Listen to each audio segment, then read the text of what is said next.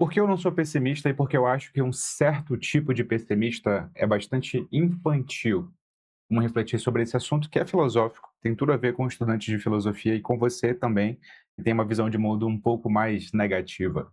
Meu nome é Vitor Lima, eu sou seu professor de filosofia de hoje e de sempre, e estou aqui, meus amigos, não é filosofia.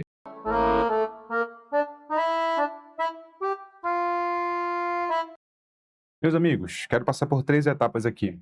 Ó, na primeira, eu quero falar sobre o que é pessimismo filosófico. Numa segunda, eu quero falar sobre o que eu estou chamando de pessimismo poser. E na terceira, eu quero falar para além da dicotomia, otimismo, pessimismo. Pode ser? Então vamos lá. Primeira parte, vamos falar sobre pessimismo filosófico. E quando a gente pensa em pessimismo filosófico, nós pensamos em Schopenhauer. Eu não escolhi esse texto à toa, tá? Ele é um texto central aqui para minha argumentação. Você sabe que o Schopenhauer é conhecido o livro principal do Schopenhauer é O Mundo como Vontade e Representação. Então, ele aborda o mundo da perspectiva epistemológica e metafísica. Epistemológica, como nós conhecemos o mundo, metafísica, o que é o mundo em essência, ou de modo mais fundamental. Ele vai dizer que, ao nos relacionarmos com o mundo via representação, ou seja, via categorias do entendimento, para utilizar aqui uma expressão kantiana, nós nos relacionamos com o mundo de modo imediato. Nós nunca sabemos o que o mundo é nele mesmo, porque ele está sempre intermediado pelo nosso entendimento. Até aqui é uma tese kantiana, o Schopenhauer faz poucas modificações ao Kant. A questão é que o mundo também pode ser acessado via vontade. Quando eu percebo que a vontade que opera em mim e da qual eu tenho ciência direta, e não apenas intelectual, a minha fome, o meu desejo, o medo que eu sinto, tudo isso eu sinto de modo imediato e não mediado. Por analogia, se eu faço parte do mundo, o mundo também tem uma vontade com V maiúsculo que o fundamenta e que, no final das contas, é o fundamento de tudo que há no mundo, no seu aspecto orgânico e inorgânico. Tudo no mundo é uma vontade cega e insuperável, e essa vontade, porque é cega, ela nos leva, inclusive, à autodestruição, tá? No entanto, Schopenhauer é alguém que escreve aforismos para a sabedoria da vida. Ou seja, não é um cara que abandona tudo e diz assim: uma vez que eu descobri que a vontade é aquilo que opera no mundo e que, portanto, ela leva à autodestruição e que, portanto, a vida tende à sua versão negativa, eu não estou aqui defendendo que a gente tem que se matar, certo? É interessante o sumário desse livro aqui, Aforismos para a Sabedoria de Vida, que divide o livro, né, em 6 partes. Divisão fundamental, ele explica. Segunda, daquilo que alguém é, daquilo que alguém tem, daquilo que alguém representa. Ele coloca ali algumas máximas e aforismos na parte 5 e na parte 6 da diferença das idades da vida. Ou seja, alguém que diz que tudo vai dar errado se preocuparia em escrever alguma coisa que nos auxilia a viver melhor? Bom, não. Guarda essa informação que ela vai fazer sentido daqui a pouco. Ainda sobre o pessimismo filosófico, eu tomei o cuidado de trazer aqui o que os dicionários de filosofia, primeiro esse aqui, tá vendo? Dicionário de filosofia, esse aqui é da editora 70, edições 70, melhor dizendo. Tem a direção do Thomas Maltner, não é só dele. Vou ler o verbetezinho aqui. Em seguida, eu vou também ler o verbete do pessimismo do Dicionário de Filosofia do Nicolás Abaniano, tá? Esse aqui foi editado pela Martins Fontes. Mas primeiro, vamos para esse verbete que ele é menor, inclusive. O que ele diz sobre o que é o pessimismo filosófico? Pessimismo, do latim pessimum, pior, ou o pior. O ponto de vista de que a natureza humana, a condição humana, ou o mundo como um todo são mesmo maus. A palavra é algumas vezes, embora raramente, usada de maneira mais específica para a tese que este é o pior mundo possível. Primeiro sentido. Segundo sentido. A palavra começou a ser usada na última metade do século XVIII, juntamente com o seu antônimo, otimismo, mas como designação de uma teoria metafísica totalmente articulada Pessimismo parece ter sido primeiramente usado por Schopenhauer na segunda edição de 1844 do Mundo como Vontade e Representação, para designar a sua própria mundividência. Não muito tempo depois, Eduard von Hartmann, esse aqui, confesso para vocês que eu nunca li, descreveu a sua própria perspectiva filosófica como um pessimismo cientificamente fundamentado. Olha como é que o verbete termina. Qualquer pessimismo suficientemente radical está sujeito a um paradoxo pragmático. Qual que é o paradoxo pragmático? Se tudo é assim tão desesperançado como pensa o pessimista, o que ele espera alcançar com as suas publicações, né? Sim, ele espera o quê? Se tudo, no final das contas, vai dar errado, né? O que ele espera alcançar? Essa é uma boa pergunta.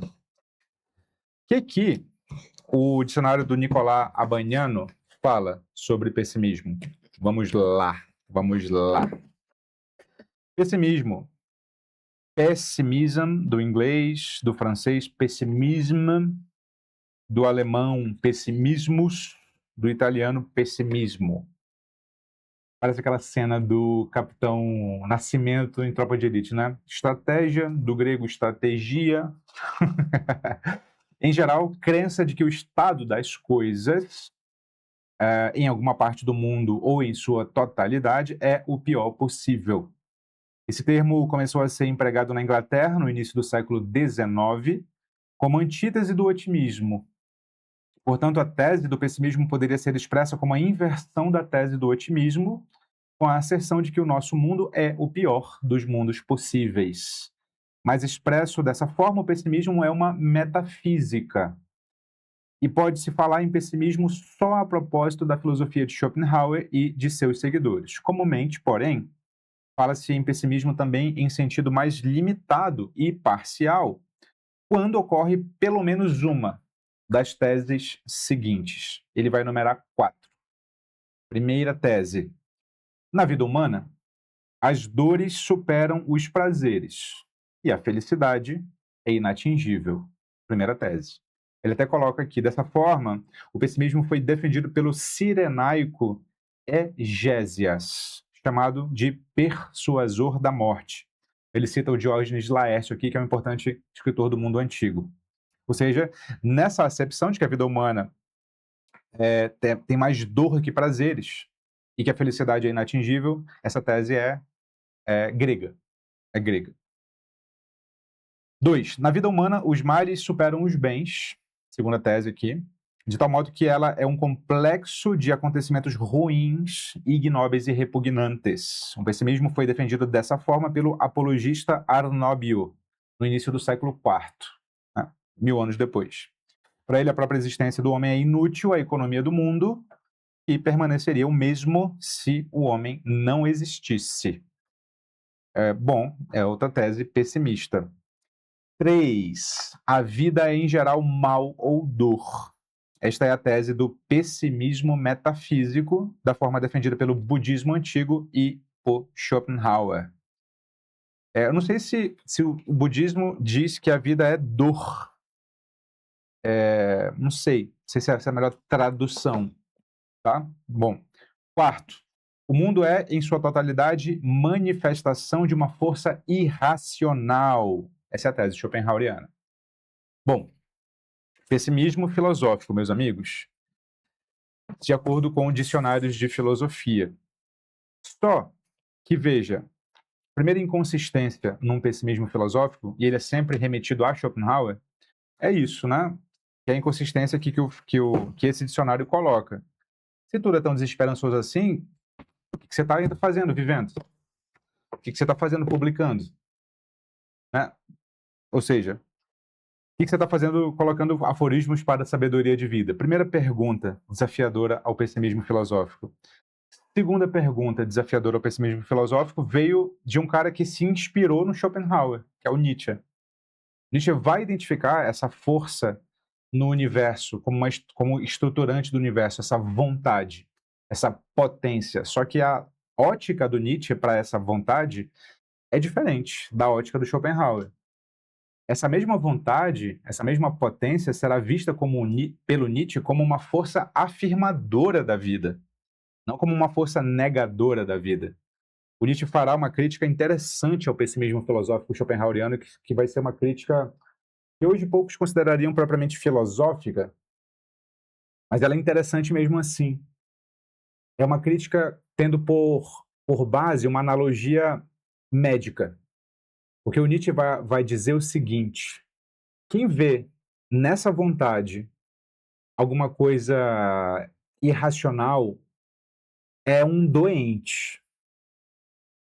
Olha que interessante. Por que um doente, né? Porque é só um doente, alguém incapacitado, alguém sem potência de ação, alguém debilitado, que vai enxergar na essência da vida enquanto potência e vontade algo ruim. Porque, obviamente, da sua perspectiva, a vida é desfavorável, certo? Ele, doente, incapacitado, debilitado e impotente, enxergará a vida na sua exuberância e vai dizer: isso é ruim porque eu não posso fazer. Ora, mas isso é de uma perspectiva bem localizada. Isso não é da perspectiva da vida. Da perspectiva da vida, a potência e a vontade é exuberância, é afirmação. Schopenhauer era um decadente, era um enfermo, era um doente. Primeira crítica nietzschiana ao pessimismo, né? Schopenhaueriano, que na verdade é o pessimismo filosófico por excelência. E aí, meus amigos, caracterizado o pessimismo filosófico, o que eu chamo agora de pessimismo poser? Pessimismo que pega bem, né? Pega bem no círculo de amigos que gosta de filosofia, de história, que gosta de coisas mais intelectuais, mais culturais e tal. O pessimismo poser é aquele segundo o qual toda e qualquer situação pode ser lida sob uma lente. Qual? A da frase: tudo vai dar errado. No final das contas, tudo vai dar errado. Tudo tende a piorar. Esse é o pessimismo poser, porque ele parece uma análise das coisas, ele captura certo sentido da realidade, de fato as coisas pioram, as coisas se degradam, certo? Mas quando ele usa isso, essa dimensão, para analisar toda e qualquer circunstância, sem outro critério, ele vira simplesmente uma pseudoanálise. E que eu chamo a imagem, aquele relógio quebrado, né, que marca o tempo sempre, né, em dois ponteiros, né? Digamos que está no 12 e no 1. Pelo menos 2 vezes no dia ele vai estar certo, né? Pelo menos 2 vezes no dia o ponteiro vai ser 1 da tarde e 1 da manhã, certo? Até um relógio quebrado acerta. O pessimista acerta de vez em quando, obviamente. Só que tudo aquilo que foge à sua análise, tudo aquilo que dá certo, ou que dá mais ou menos, ou que dá parcialmente errado e parcialmente certo, foge da análise dele. E a realidade é assim. A realidade não é pessimista, no sentido de as coisas vão sempre dar errado. A realidade, às vezes, dá errado, às vezes dá certo, às vezes dá meio, às vezes dá 3/4, às vezes dá 2/5, sei lá, né? Sei lá. O pessimista só vê por uma única análise. Outra característica do pessimista, um pessimista poser, né? Outra característica do pessimista poser é que ele jura que ele enxerga a realidade como ela é. Ele jura que ele descobriu o segredo por trás da realidade que os ingênuos não conseguem ver. O pessimista poser cai na armadilha de pensar que ele não tem viés. Ele não enxerga a realidade com filtros. Ele descobriu a realidade. Retirou-se-lhe o véu de Maia. Ele vê a realidade como ela é. Meus amigos, isso é um realismo ingênuo. O jargão filosófico que designa a visão de mundo de que você enxerga a realidade como ela é, como se você também não tivesse atravessado por ideologia, por limitação cognitiva que todo ser humano estruturalmente tem. O pessimista não. Ele acha que ele descobriu a realidade. E ele se auto-justifica o tempo inteiro, porque eu li mais, porque eu enxergo as coisas. Você não está vendo o mundo está guerreando, que as pessoas estão ficando mais burras, que o QI está diminuindo. Tudo isso pode ser verdade, mas muitas outras coisas também estão acontecendo. Não vira notícia quando alguém se cura do câncer, vira notícia quando alguém cai de avião. Não vira notícia quando os índices de educação aumentam, vira notícia quando uma escola é, é invadida por um serial killer. Não vira notícia quando alguém sai da rua e consegue ter uma casa própria. Vira notícia quando tem mendigos que são assassinados. Notícia, aquilo que é propagado pela própria dinâmica da propagação, que é a dinâmica do ódio, que é a dinâmica de despertar fortes emoções, né, para ser compartilhado, o que é divulgado é aquilo que dá errado.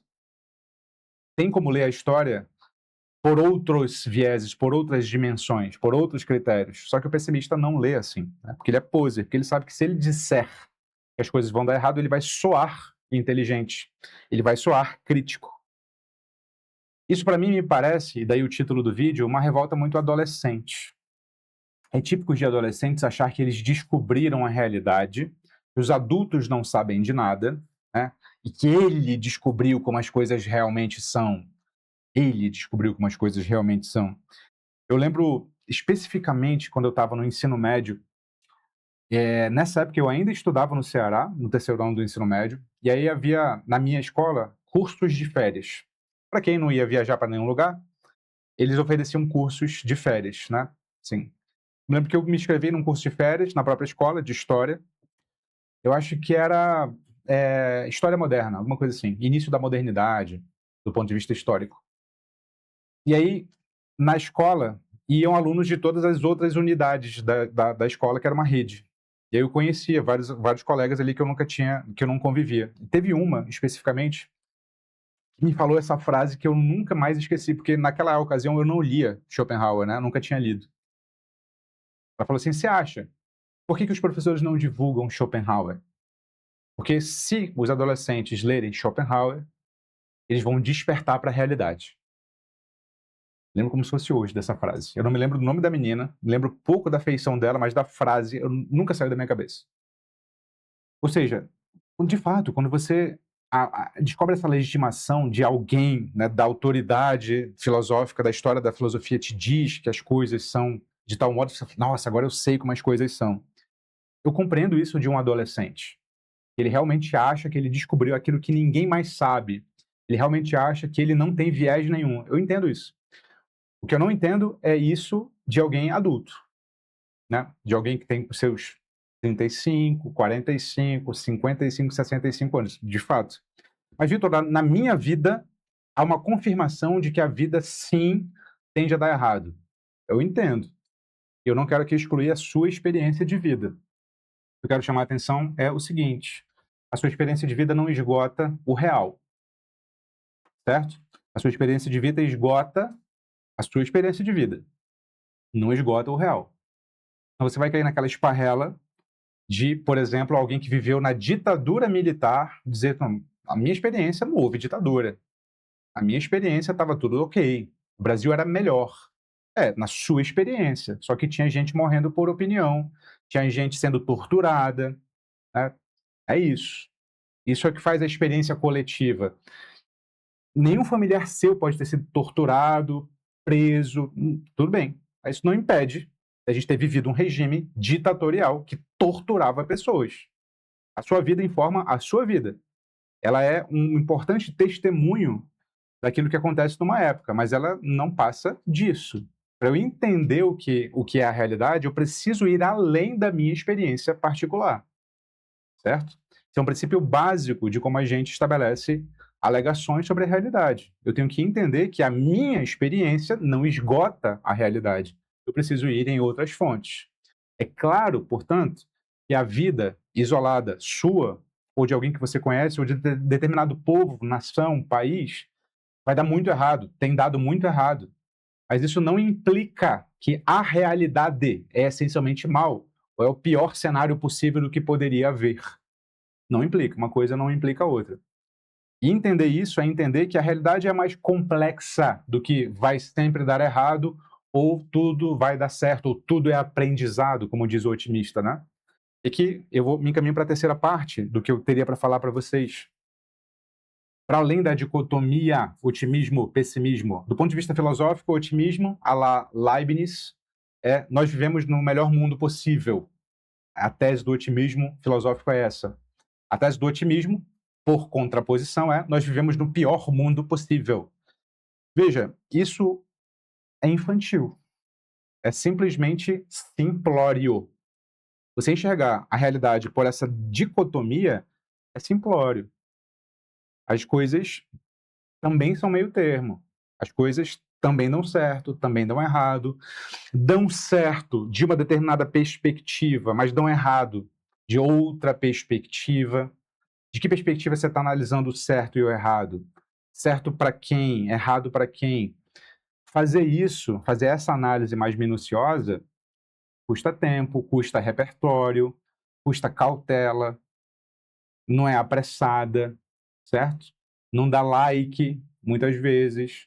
Vai ser acusada de morna por uma mentalidade viciada, né, em só aplaudir ou vaiar, que é a mentalidade humana, eu diria, mas que é muito reforçada, né, nas redes sociais, onde a gente aqui está se comunicando, né? O YouTube, de certo modo, é uma rede social dessa. Mas, no final das contas, a realidade é sempre muito mais complexa do que otimismo e pessimismo. Ver a realidade sob essas duas únicas lentes é adolescente, na melhor das hipóteses. Na melhor das hipóteses. A realidade é a realidade, ela só acontece. A gente tem que analisar o que vai acontecer em cada caso. Mas, infelizmente, desperta adeptos, né?